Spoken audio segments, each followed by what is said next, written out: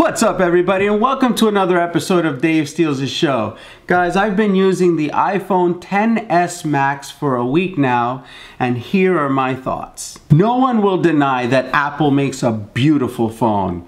That, paired with their ecosystem, a marketing team that is incredible, and in-store service that is awesome, that makes them the tech giant that they are today. I originally held off buying an iPhone X because of size. I was already used to having the plus size phones and didn't want to start using a smaller phone. But when they announced the iPhone XS Max, I was all in. Notch be damned. The build quality on the iPhone XS Max cannot be disputed. I mean, it's absolutely beautiful. Everything is perfect. The machining, all the way down to the small details, are the one thing that really puts a kink in the whole thing for me is the size of that massive camera bump on the back. You just can't lay it face up without being concerned about that camera that's on the back. It has a 6.5-inch OLED display and it is beautiful, albeit that notch that's in the front. I know most phones are going in that direction. A lot of people claimed that after a while of using the phone, they barely noticed the notch. Sadly, I can't say that that's my experience with the phone. When I was watching YouTube videos, that notch was upfront and personal with every video that I watched when I was watching it in its widest display. I pinched to zoom so that I could fill the display, and the notch is just ever present. I could make it go away, make it smaller and watch it in the smaller version, but then what's the point of having a larger screen? Also, since it's an OLED screen, you do get that blue hue when you tilt it away from yourself. This screen is so good that it now takes the #1 spot as far as displays are concerned. But so does that mean that Samsung still owns the #1 spot for displays? The facial recognition is good. It may be the most secure facial recognition on a smartphone, but it is definitely not the most reliable. I would probably say I'm having to enter the passcode 3 or 4 times out of 10. There are times where I have to remove my shades. There are times where I have to change my position. If I'm laying in bed, I almost got to sit up to look at it for it to unlock. And then there were times where I just stared at the phone straight on and nothing happened, and I ended up having to enter the passcode anyway. Call quality was good on the iPhone. I just dropped more calls than I did when I had a Pixel or any of the Samsung phones. I don't know if it was the carrier, maybe just different bands that this is covering, but I was definitely dropping more calls. Overall, I would say this is a very good phone.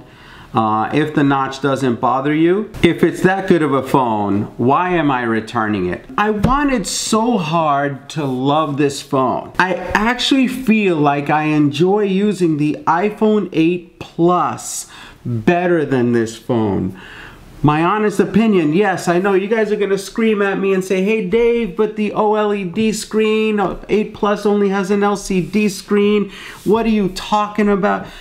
Honestly, there were just too many things about this phone that just irk me. I can't explain it. I could not get past the notch. I'm actually considering not even getting the Pixel 3 XL because it's also going to come with a notch, and I know what that's going to do. It's going to drive me crazy. But every phone is getting a notch these days. Do I avoid the notch, or do I jump into the notch juice waters, or jump into the notch waters and accept it for what it is? I don't know. I'll have to make that call after the announcement. Will the features of the phone be enough to get me to ignore the notch? And once I buy it, will it be enough to make me keep it?